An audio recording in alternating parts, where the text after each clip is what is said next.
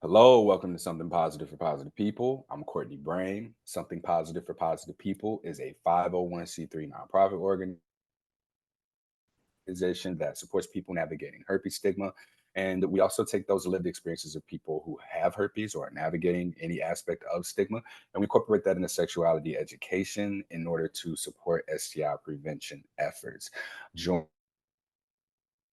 us September 29th at our Safe Sex Expo in New York City.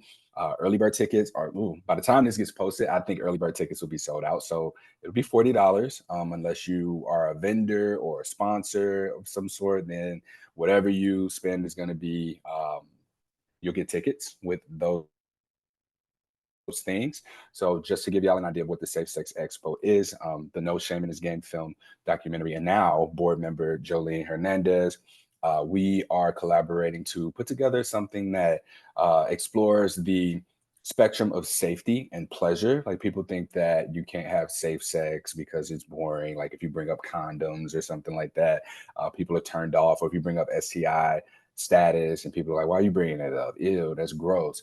But more importantly, what we want for this to be is sort of an introduction into sort of spicing up your sex life. I think that there are a lot of resources out there that exist that may be psychologically inaccessible to people who might just be single and looking for a monogamous relationship, or who are more vanilla but looking to add a little bit of spice.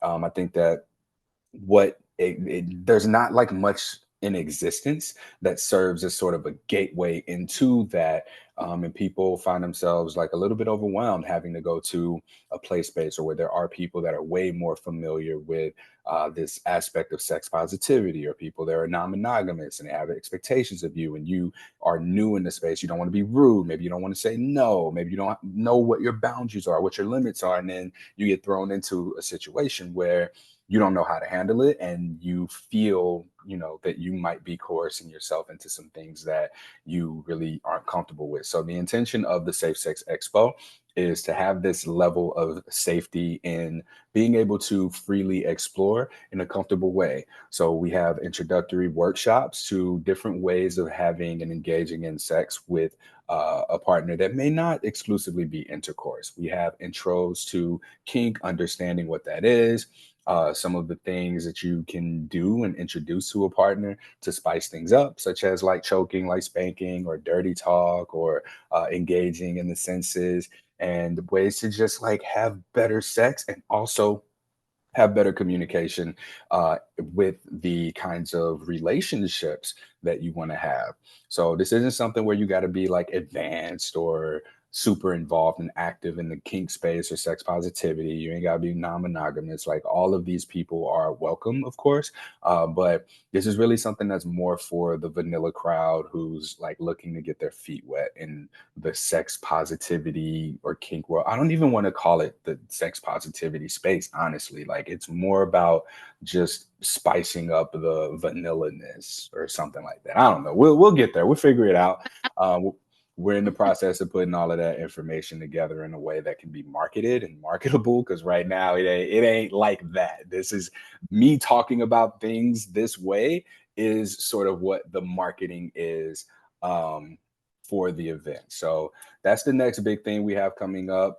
For those who don't know, I started another thing. It's called Self, and this is just men's emotional wellness resources. And what this is where men can access things like yoga, mental health resources, just something for the emotionally curious man, if you will.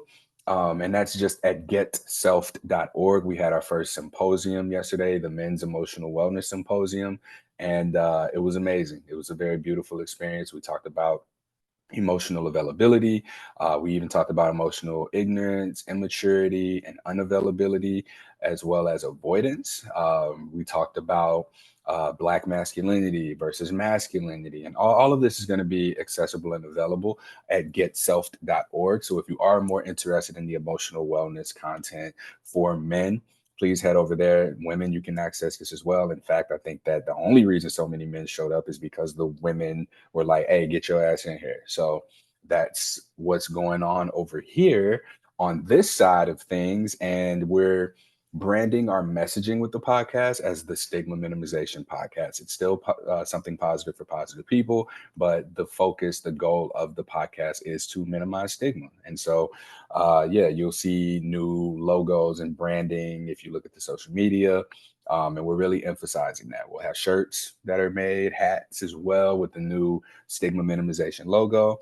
And that is everything we got going on over here. So today, our guest for the show, finally, after I don't know how many years we supposed to be done this.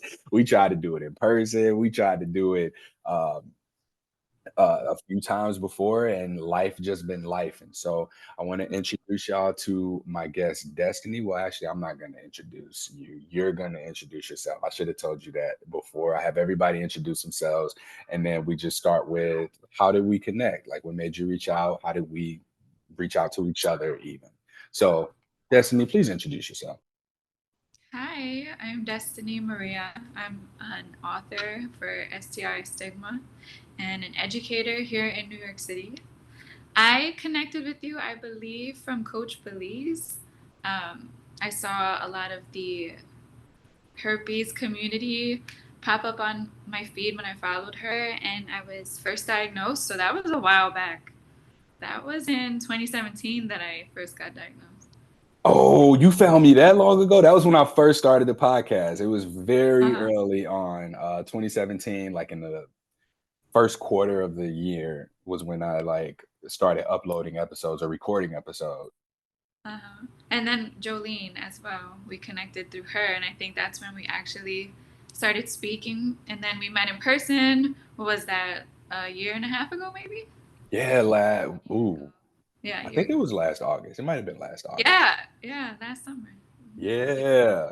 So we connected, and we were going to talk about your book. I remember I read the book. It was a very long time ago when I read the book. It started with Ah, a green dress. I did read it. I had notes. I don't have those notes anymore. I moved okay. 3 times since then. I'm sorry. Yeah. So can you talk to us about that? Let's start with that. Okay. So my memoir is called It Started with a Green Dress, Overcoming Sexual Stigma. Can I And ask you something? yeah. I've been calling it a book, and you just said memoir. Can you explain the difference between a memoir and a book for me? I am so sorry. So a memoir is more of like a journal style, my own personal story written by the author. Thank So you. yeah, so it's Okay. my personal journey overcoming sexual stigma that I thought could help many of us because I didn't see a lot of faces back when this was happening, and I thought it would be really useful at the time. Because like I said, this was 7 years ago. So now there's a lot more of us, but it's a story about how a friend of mine and I were casually seeing each other, and he did not disclose his STI status to me until I was diagnosed, and he knowingly carried herpes, genital and oral, but never said anything.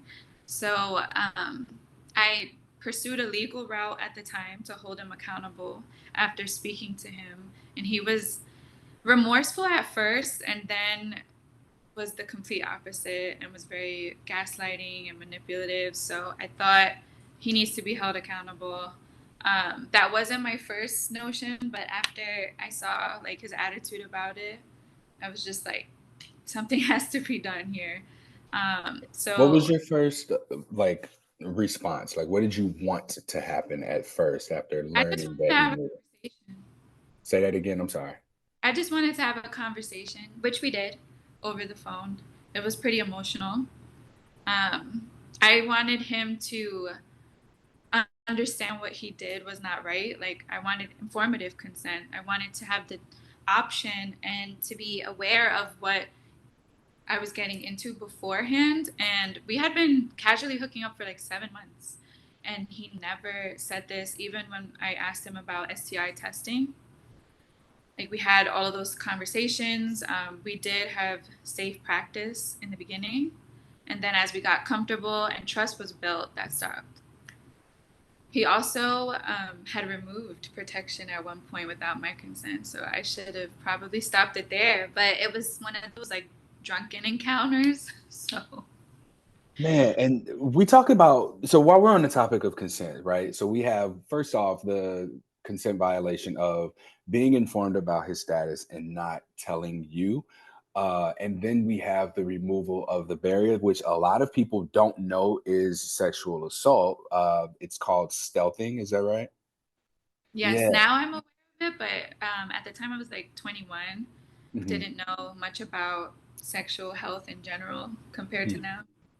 Yeah, it's this journey of getting herpes and having to navigate dating, disclosure, relationships, these hard conversations, all of that it's very eye-opening. Yeah. And I think that being on the other side of this, it's very important that we take our lived experiences and that we integrate that into a format for people don't who aren't here, who might get here, but also could potentially be informed with information that would, I don't want to say keep them from getting to where we are, but keep them from having to learn the lessons that we have had to learn. And it's not exclusively about sex and getting herpes. What you just shared is more, it's about boundaries, it's about consent, it's about respect. And we had built a friendship. We had went on dates. We had conversation. We even had work opportunities that merged together. So I thought I could trust this person. And in more ways than one, my trust was betrayed. So for a while, I couldn't separate the diagnosis from that betrayal. And I had a hard time with herpes because I thought it was this like not only monstrous stigma, but it was tied to someone who really broke my trust and it was traumatizing. I went to therapy for it for a couple years. My therapist really helped with that, make peace with him and the betrayal. And then I was able to learn more about herpes and see Oh, it's not all that bad like I thought in the beginning. yeah. And what did you think about it at the beginning before you got it, before you learned? What did you think about herpes? Oh my gosh. When I got diagnosed, well, speaking from a woman of color as well, culturally, that's just not acceptable to talk about these things in an open manner. It's also very shameful. So the first thing I did was go on Google. And I was absolutely horrified. And this is like in, I think, the first or no, the second chapter of my memoir. I saw the most gruesome images and had a panic attack out in the sidewalk. It was horrible. I laugh at it now, but at the time, I thought I was going to look like that every day and it was going to be unbearable and it was going to be painful because I did have some, stinging in the beginning because I didn't develop antibodies yet. So that's also pretty unique in the herpes community. Usually, we're not able to know when we develop antibodies, but I didn't have any at first. So I did a blood test, and that's how they were able to know that there was no antibodies yet. The swab showed positive. I got you. Now, Mhm. when we talk about there's things that I want us to talk about, but I also want for people to be interested in at least, seeing and checking out the book for themselves. So rather than like asking you to tell me what happened, I want to go through different parts of this and speak to like the undercurrent of that, if you will, like the emotional level, the energetic level of what went on. And one of the things that I want to ask about is when we talk about you taking legal action, right? Mhm. You said that the first thing you wanted to do was just you wanted to have a conversation, and then things changed when you started to notice that this person's demeanor changed about things. Uh, can we talk about what that shift looked like? Because it sounds like at the beginning there was maybe some, oh, I'm sorry, like I didn't mean to, and then it Yeah, might I have thought turned he into didn't some know. entitlement. Is that it? Yeah, I thought he didn't know at all. I thought maybe like he wasn't aware that he had herpes. So going into the phone conversation, I was expecting to hear that. And then he admitted that he knew he had it for years and actually contracted it in a way that most people probably wouldn't expect, but I'll leave that for the book. um, And I just was floored because I didn't think he would do something like that, like not mention it prior to being intimate. Um, but I saw that he was like panicking in the beginning. He was overly emotional. And this is a guy that was real nonchalant. He was very business oriented, had his whole life put together. And I never saw him fall apart the way that he did that first conversation. I thought he was on the verge of tears. Like it was a very emotional conversation for both of us. And he just blurted it out that he knew and that he was sorry. Okay, so we see someone who is well put together, has it together, and they are doing life, and this that's what's happening from them.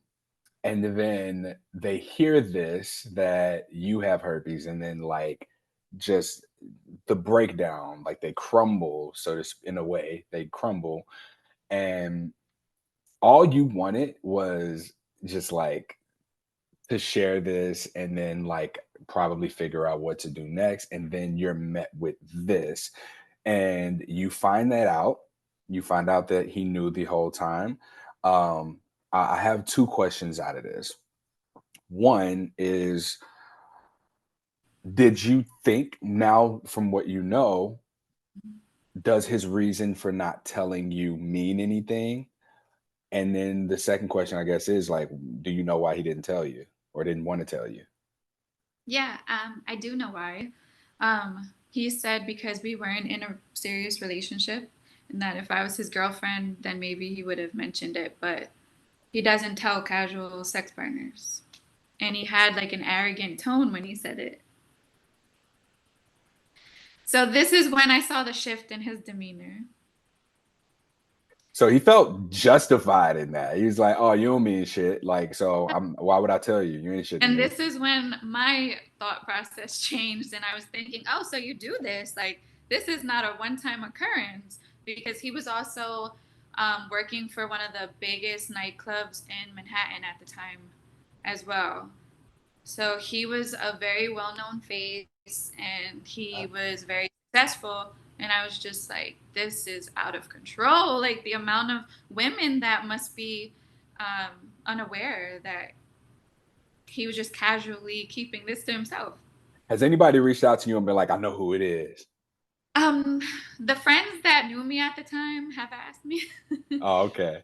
I wonder if there is any change from him. Like, is he still doing this? Like, Hope what do not. you think? Like, what do you think? Do you think this process was enough to deter somebody from having sex without at least disclosing to people? Because on one hand, you know, the likelihood of someone getting herpes from an encounter with someone Mhm. who has it is it's low, right? And then on the other hand, if they get it, right, the risks are significantly higher of the consequences, right? The consequences of somebody, taking legal action or not taking legal action and still like harming the person by defaming them or sharing text messages and screenshots and being like, this person did this to me.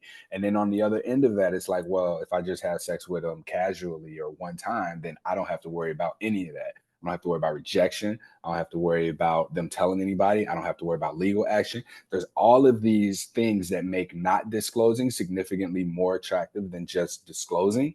And so, my question, going back to what I was trying to originally ask, is what do you think was harder, this legal process or like the you not taking the legal action and then just like telling everybody he did this to me? I think the legal action was uh, more beneficial for me in a way because I did hold him accountable and I did hope for the fact that I'm like, okay, this is something very serious and he needs to understand that it's not okay. So in New York, they take that very seriously. There's a law for HIV, HPV, and HSV. I'm not sure if they've updated it since, but back then it was a very strict law that you could even do jail time for. So I chose not to not to press charges for jail time. And I was just like, he just needs to understand the severity of the fact that I'm going to carry this for the rest of my life. I had therapy, I had intense trauma. It affected me in so many ways, like personally and emotionally. And just even for me to move on from it, I knew it was going to be incredibly difficult because of how it happened. Yeah, I mean, this is a sexual trauma. Like, regardless of how people want to look at it, it might be extreme, but also, you you had your consent violated in multiple ways, of course, and this is a hard question to ask, but what why this thing? Because I imagine that the kind of person who A would keep this to themselves and then B remove a condom non-consensually probably would have demonstrated other shitty behaviors. Why is this the thing that made you decide to take some type of action? And I'm assuming that the relationship ended after this, but not before when other things occurred. I think this was like the final straw and a bigger reality check for me because I didn't know about, was it stealthing? Is that the correct term? At the time, I didn't look at that as like a offense or an assault because again, we were in a drunken encounter. We did talk about it later, and it was like, don't do that without my permission. He agreed not to, and we just moved forward. But I never I never had something impact me the way that herpes did, and it was mostly the stigma. It wasn't, the actual infection because once I got through the initial response, I was just like, this is it. Like, this is what herpes is. This is the big scary thing that we see on Google. And I did not look like any of those images going forward.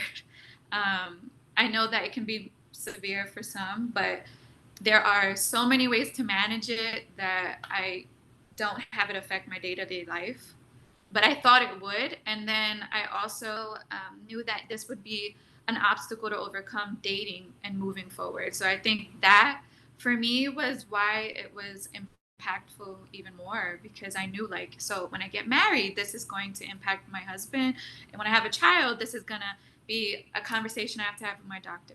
Any other partners or relationships are all going to kind of like haunt me. This is how I originally felt if I don't do something about this because it was so hurtful also just to watch like his attitude about it and to go from being sorry to, well, you didn't mean anything to me, you know. Okay. I have another very hard question here. Mm-hmm. And the hard question, I guess it's not even a question, but it's more of like an observation to take into consideration because it kind of goes into things were bad and we often wait until it's too late to leave because it don't sound like this was really a good relationship for you. Mm-hmm. And I know that there are plenty of people who when I talk to folks, it's often I knew I shouldn't have had sex with that person or I knew I shouldn't have been with this person, I should have left a long time ago, they did all these things. And we get this virus that we have these visceral thoughts about where it's like, oh, I'm not the kind of person who gets herpes, or people who have herpes, they do these things, or this is what they represent, blah blah blah. And now we become that, and it's like, oh my god, that's me now. I'm all of those thoughts that I believe to be true about people who get herpes. Oh my god, that's now me. I cannot stand this other person who gave me herpes. And now everything comes so clearly after you get this thing that is going to constantly be a reminder of this person and your thoughts about, who you perceive yourself to be now that you got this diagnosis. And there's just something in this to be said for like leaving when you first feel like you need to have left. Yes. Do you I have anything to say about that? Yeah, I actually wrote about that in the memoir about how I ignored the red flags. I feel that this also forced me to take accountability going through the legal process because I had to have these tough conversations with lawyers and things, because I can be questioned on them. So it did help me self reflect a lot. And since then, I've completely transformed my thinking, and I am living a different lifestyle than before. I have many different opinions, and I seek different partners. And I know that paying attention to the red flags are extremely important. So unfortunately, it took for something like herpes to make me see that. But in the end, I was able to turn it around into a good thing. But you're absolutely right. Like, so many of us ignore the signs in any relationship or even with jobs. Like, there's always, when it's time to go, it's time to go. Know when to leave. That's very Yeah. important. What were some of the earlier signs for somebody who might be listening who, you know, unfortunately people find this podcast after they get herpes, but it is what it is. So we can just kind of play around for shits and giggles. If someone doesn't, have herpes, like what are some of those signs to leave that aren't exclusively signs that would be, oh my God, this person gave me herpes. I need to get out of here. Because there were things before that that were probably indication for you to leave that you didn't listen to. So what are some of those things? Are you asking just for him? Not Like, ooh. So or I want to be vague enough, but yeah, okay. for him. But I would if you say poor can't do character. that, Yeah, I we would can say say poor in characteristics. general. So all right, poor characteristics, right? Like a person's character, these things about them, their personality, right? I think that people have different values, people have Yes. different boundaries, people have different layers of compatibility.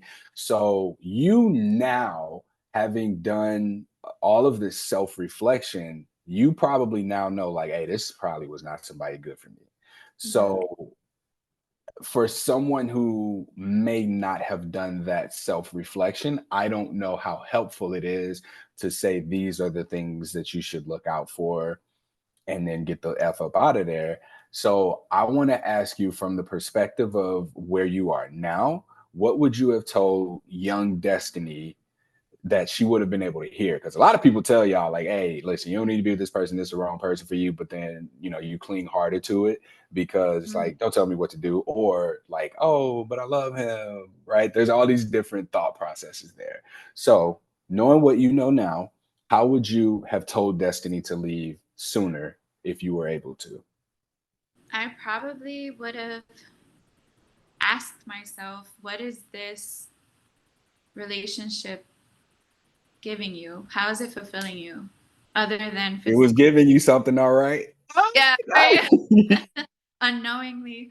But I think, yeah, it wasn't fulfilling. Like, I was operating at a really vulnerable time. So I was trying to get over a previous relationship. So this was something light and fun and freeing. And as much as I did have friends suggest, maybe this should be done with, I didn't listen because I was so hooked on, but it's something fun and I don't have to take serious. I have so much going on right now and I just want to distract myself.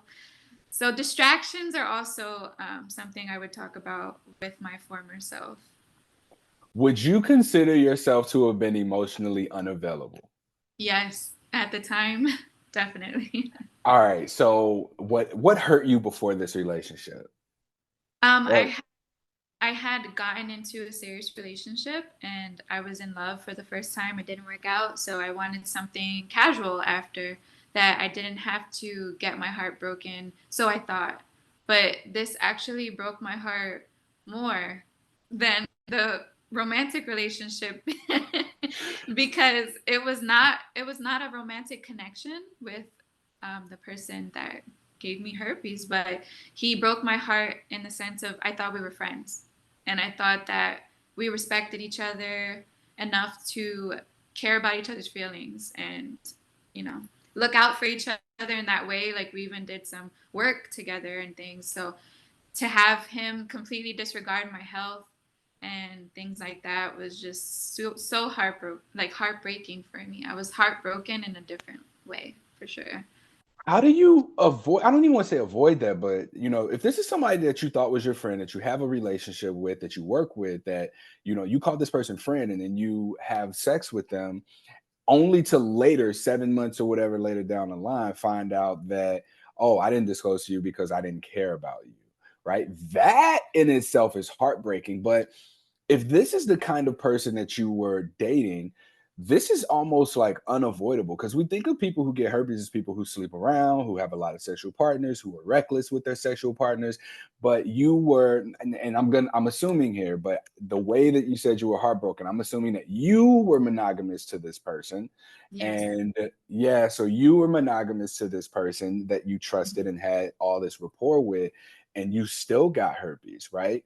So what's there to be said for somebody who is careful with who they date, who ends up still getting herpes? Do you have anything to say to that person?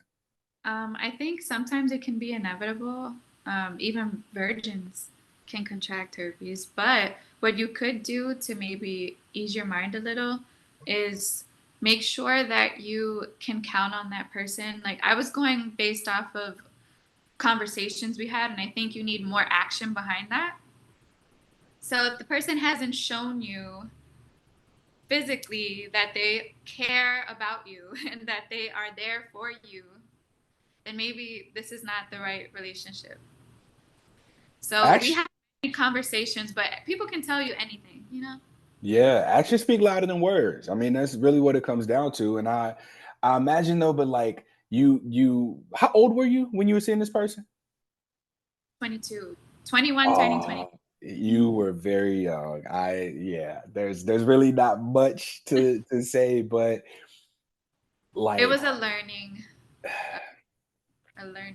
period of life. mhm. Have you always known what type of relationship that you wanted to be in or have? Yeah, um, I definitely did. It's just operating on like a broken heart or a avoidant mindset kind of led me to that Oh. relationship. But we had went on dates and things, and then we talked about why we didn't see a relationship fitting for us, and then we became casual. But we all Oh. the friendship, You yeah, said you maintained the friendship. yeah, and that's why there was trust. So Man, okay. So friendship to you didn't mean the same thing as friendship to him, right? Like no. he didn't value you as in the way that I believe you thought that you valued him, right? There was just a complete mismatch of understanding and expectations. If I'm having sex with a friend and I know that they're a friend, like I'm probably going to communicate more things to you because I trust you, I feel safe with you Mhm. than I would, just somebody that I'm just having sex with, right? So that the heartbreak that you speak of is super like that's real. Like that I understand. I completely understand why you were so heartbroken. And it's so discouraging too because for people who, I try and tell people what they can do and it's really just ask people, get to know them, like, and that didn't work. It's just something that can happen. Mhm. um there was a question I was going to ask and I kept stalling for as long as I was to try and get it back. I don't like following any type of a script with conversations because the things that people say sometimes are so profound and like before I Mhm. know it I've either covered everything on a script or I'm like verbatim reading it and I'm not able to really keep up with the conversation. But this is really good to me. How are you feeling about the conversation so far? It's great. I did want to add something about the stigma. I think that the reason he might have struggled, and many of us struggle with disclosure, even in sexual encounters that are casual, is the fact that we're going to be judged. That's what we feel, that's what we fear. And he contracted it in a way that he didn't make peace with it, which I said was in the memoir, but he he was struggling himself with accepting his herpes status, and it took me therapy and many years later to see that that's part of why he was struggling. So I do have empathy for that as far as anyone that is hurting with their diagnosis and doesn't know how to process it, because I did need professional help in order to do that. It's not easy, but I don't think that he was going about it the right way. That's not okay. Um, but he had a lot of anger about his own way that he contracted it.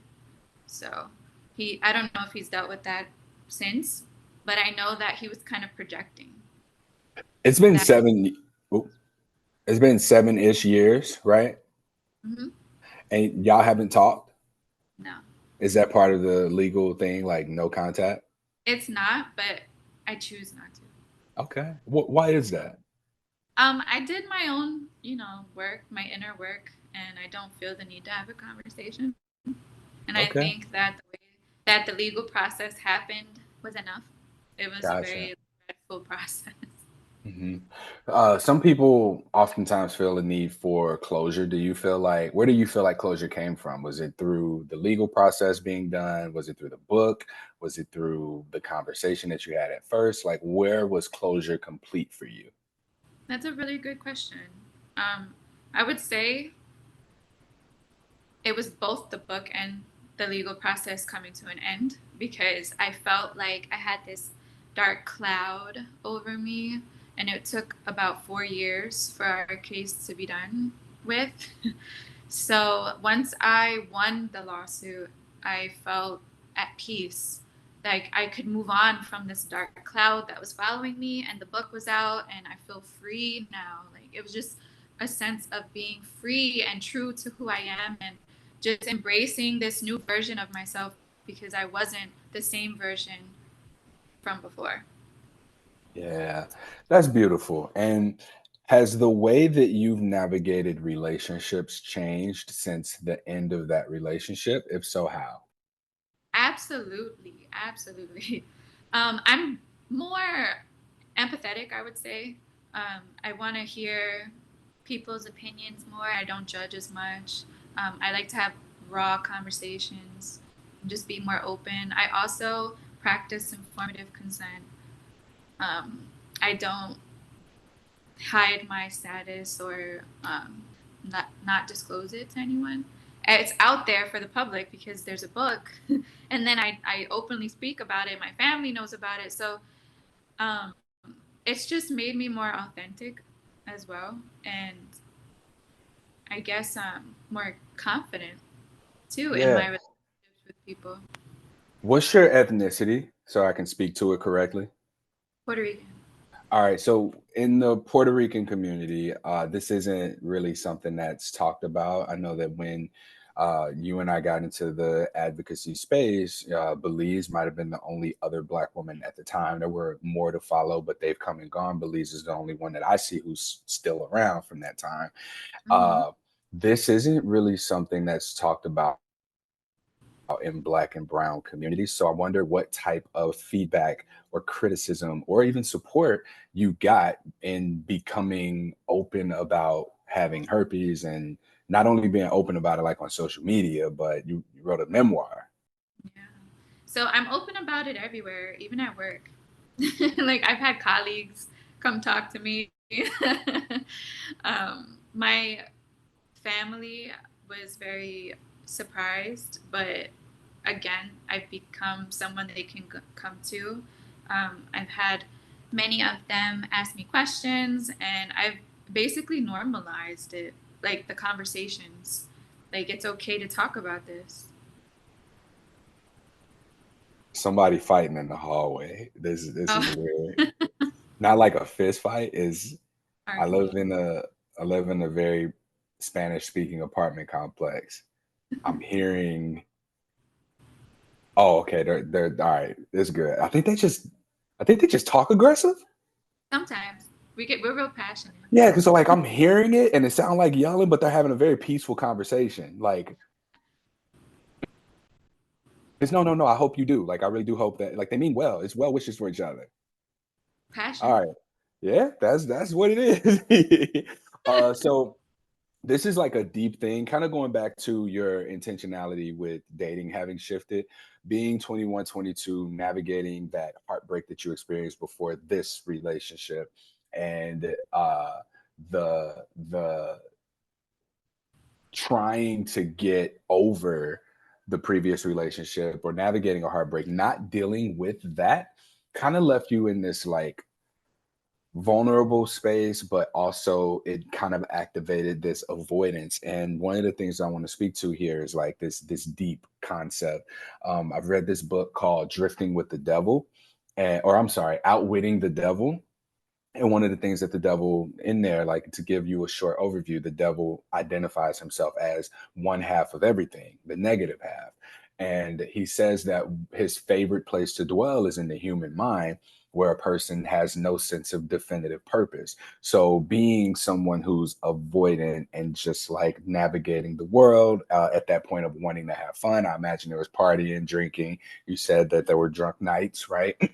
And so, the lack of or absence of this sense of definitive purpose looks like avoidance, emotional unavailability, emotional avoidance, not dealing with, what should be dealt with, and operating from a place of not going to, but running from. And I always say when you run from a thing, you go into all types of different directions. Your redirects are just going to be an opposite of another way, another way, another way. Whereas when you know where you're going, you're more likely to just kind of shift by degrees rather than have to do a complete 180 or 90 or 270 going into all these different directions.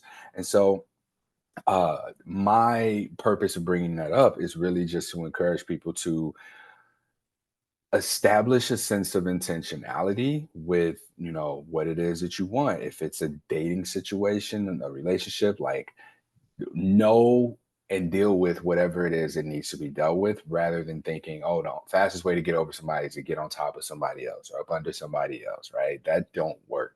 What we need to do is be able to identify and deal with those emotions that come with said breakup or heartbreak, so that we don't just allow ourselves to, the in the words of the author, drift and allow for ourselves to be in situations where negative things can happen. Now, granted, any negative thing can be flipped and turned into a positive. You now have a memoir. You've been able to pursue ideal relationships for yourself. You have your son.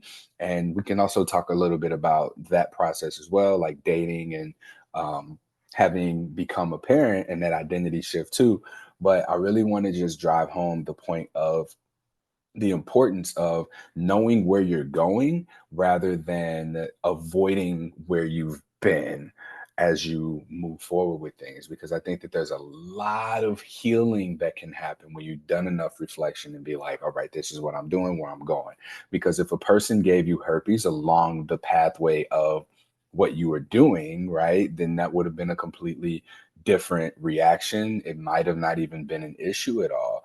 But the only way to really, you know, have known, or the only way to really, test that theory is by testing it against other people's experiences of hearing from people. For me, I've heard enough from enough people that have gone, well, yeah, I wanted to be with this person, and eventually it just didn't work out for other reasons. I don't have any regrets. And then, of course, there's people who are like, well, if I knew that we would have broken up, I would have never done this, blah blah blah. But yeah, I thought that it was important to just mention that little bit of being intentional with the direction that you want to go. And I think that to add on to being intentional, I mentioned in a video I posted recently that herpes didn't happen to me, and now happened for me. And it forced me to sit down with myself. And now I've been given a purpose, which is hopefully to help others overcome STI stigma. I'm normalizing the conversation in my community as a woman of color and making myself proud, because in the beginning I had no idea this would lead into an author career, because I've published a children's book too recently. So yeah, it's become a whole different path in life, and I'm just really grateful for that. That I was able to turn it around into something positive. Hey, I see what you did there. That was very fitting because you're on something positive for positive people.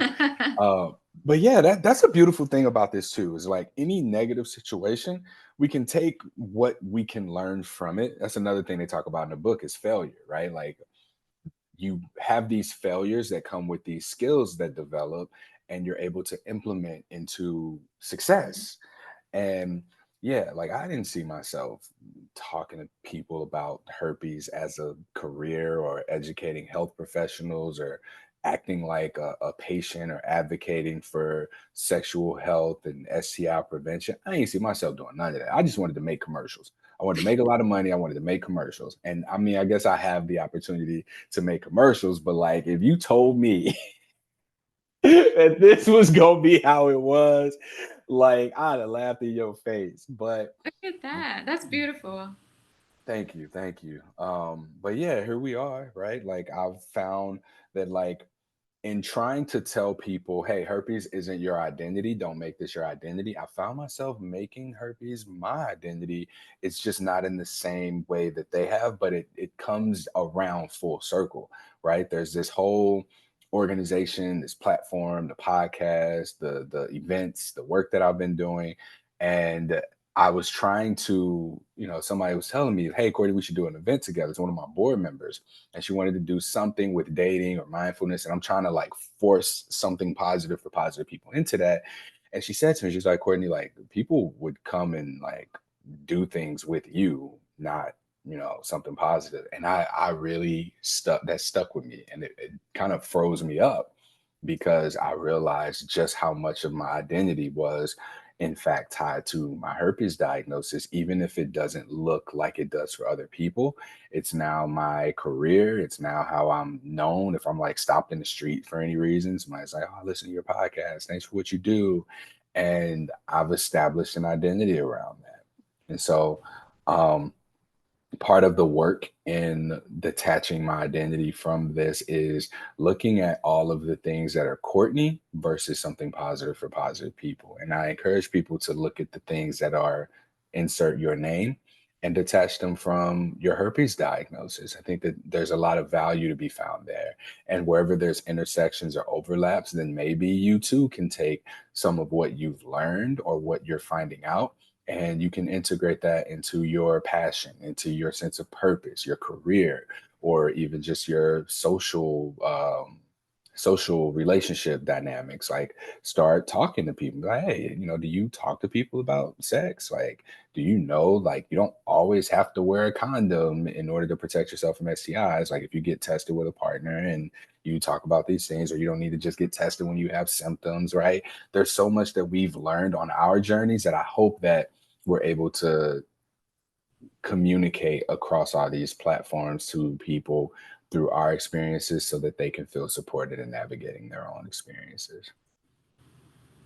I agree with everything you mentioned.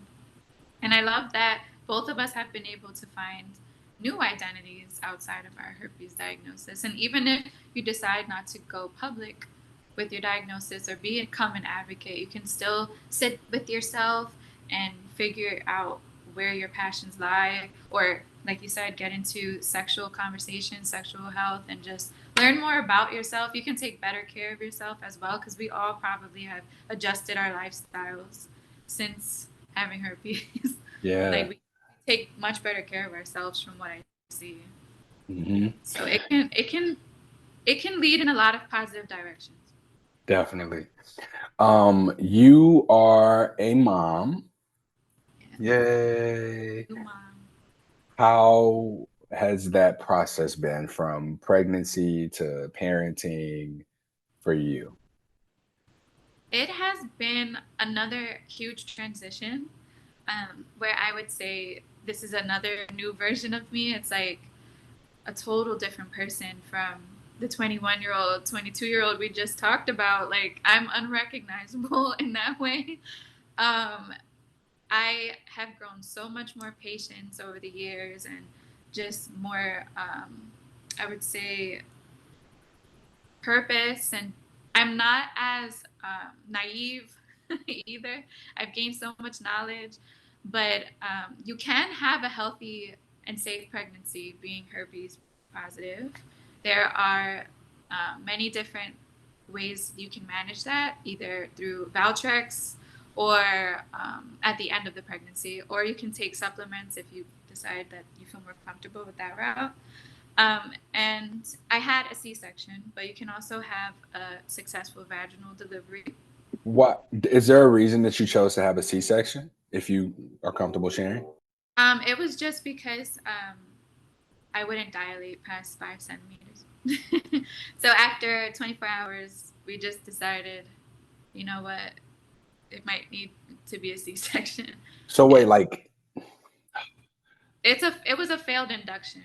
So I was supposed to dilate to 10 centimeters and was only able to dilate 5.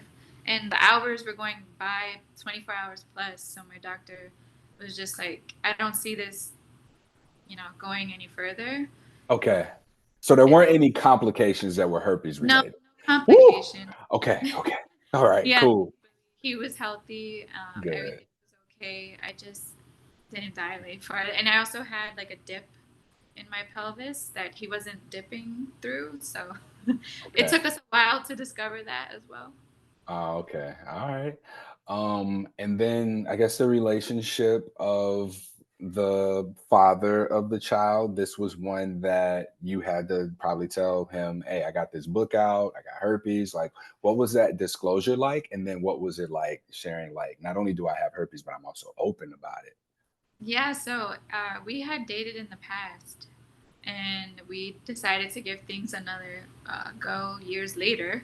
So I did have to mention something's changed about me and disclose, and my heart was beating like 1,000 times a minute. I thought he was going to hang up on me or not talk to me because it was a time I was still struggling with the stigma, and I was just like, how do I disclose? And I think this was probably my second time disclosing to anyone.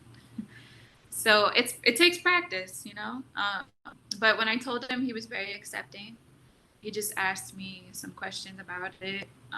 We were in a long-term serious relationship, so he didn't want to make me feel any insecurities in the relationship with herpes. And once we had our disclosure conversation about it, he said like he accepts me however I come pretty much. And I needed to hear that because I thought it was going to go the whole opposite direction.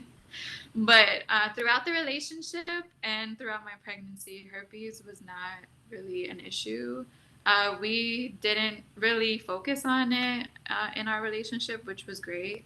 I thought that that might be a challenge in a relationship, being herpes positive, like always, you know, being fearful of transmitting it to the person or just having, the outbreaks and managing it, being on Valtrex long term. There was so much to unpack, but for us, it was not really an issue at all. We kind of forgot that it was a thing, which was very helpful because it was just like something again that you don't hear about, that you can have a totally healthy, happy relationship. We didn't stay together for personal reasons, but it had nothing to do with herpes, and we didn't have any issues. Yeah. Thank you so much for your time today and for sharing your experience. I would like to support you in being able to connect with people and share how they can find your memoir. So if you can just let people know those things as well as the kids book, like I'll also share that. Yeah. So it started with the green dress, is available online at Barnes and Noble and Amazon. And Ace of Wonder is the name of the children's book. It's dedicated to my son. His name is Ace, and that's available on Amazon as well. Cool. And then if people want to connect with you, My Instagram is It's Destiny Maria. all right. Well, Destiny, that's all I got for you today.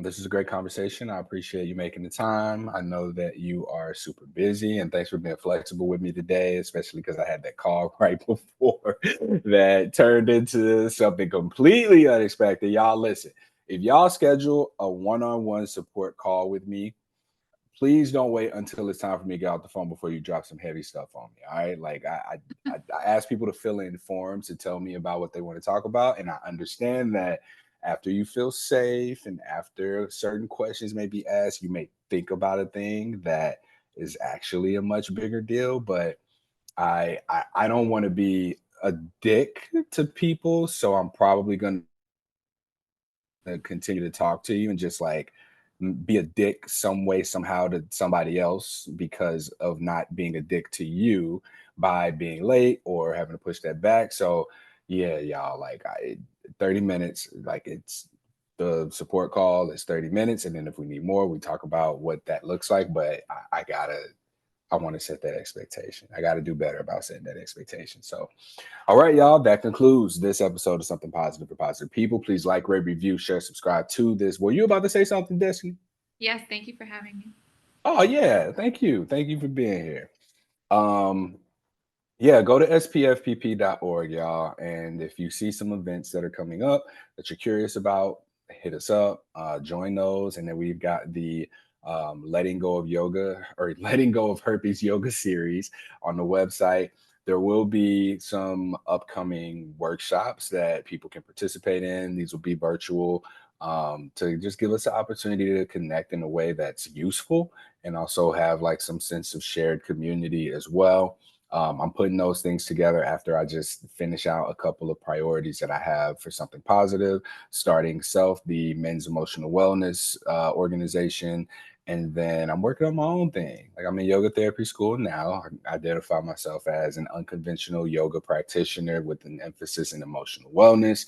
So stuff's coming together. We've got some grants that'll come in that can help us with continuing the work that we're doing as something positive for positive people. But I'm going to be separating Courtney from the organization. Like you'll still have me on the podcast, you'll still have me facilitating the education, the trainings, and things like that. But I've been very actively separating these parts so that there's no overlap or confusion when people find me and they're looking for me for different things. So that's it. That's all I got for y'all today.